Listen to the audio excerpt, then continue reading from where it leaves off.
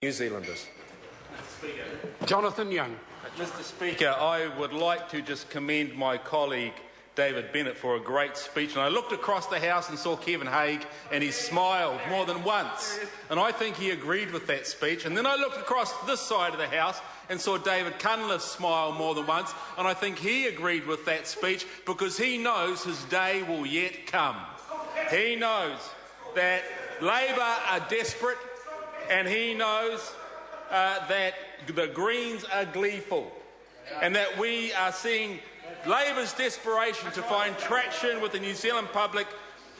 We see that it's making them vulnerable to the Greens' ultra-socialistic policies. They believe over here that they can enhance competitive power pricing by becoming the monopolistic buyer of wholesale electricity in the country. It won't be a free market anymore. It'll be constrained, with generators and retailers brought to their knees, and Labor love it. It's a daft idea, and we welcome all their daft ideas because it just goes to prove to New Zealand how sensible and how solid the national-led government really is. Colin Esmond, a no friend of the government, calls this is third world funny money stuff. Nationalising the electricity has been likened by the New Zealand Herald as a 1930s command economy solution, not unlike Soviet Russia would employ. These are people out there who are commentators. These aren't people who are taking political sides. We know that Shane Jones is a political survivor, but Shane, this is one big dead rat that you have to swallow. And, you know, we've always thought that you're smarter than the rest of them, but it's sad to see you trying to convince yourself that this is good policy. Shane, this is just the beginning of the dance, and there's lots of rats coming.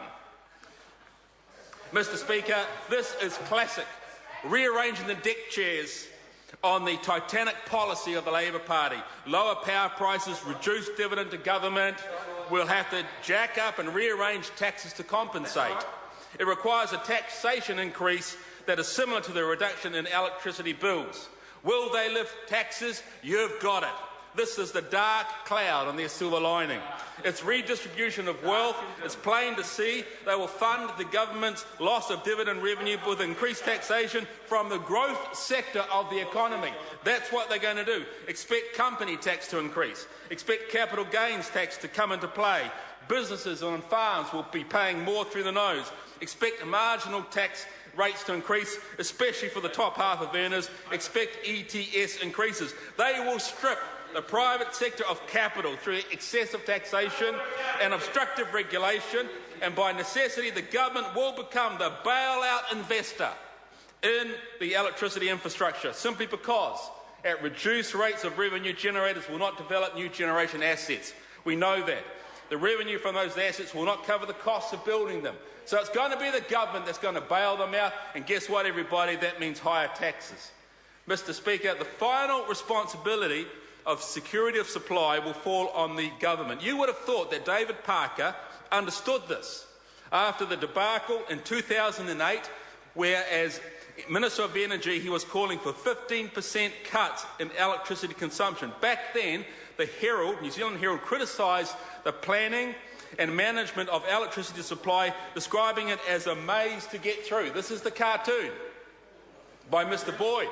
And right there in the middle, there is the maze. There is the maze of the Labor government's management of the electricity. The scary thing is that you'll go into that maze and you'll find Trevor Mallard in there. You'll find Phil Goff in there. You'll find David Parker in there, David Shearer in there. That's the frightening thing. What about Best Dressed? And they are all lost, sir. What we need to acknowledge,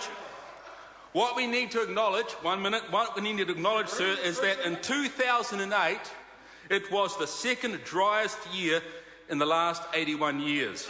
It was a drought time for New Zealand. So it was a tough time, David. But what many people do not know is that the single most driest year in the last 81 years was last year, 2012, and no one knew about it. Congratulations, Mr Brownlee, on your 2010 electricity reforms. You took us through a very difficult time. National have got the policies that will lead this country. Labor and the Greens continue to have daft ideas. Andrew Williams. Thank you, Mr Speaker. I take a call on behalf of New Zealand First, and I ask the question.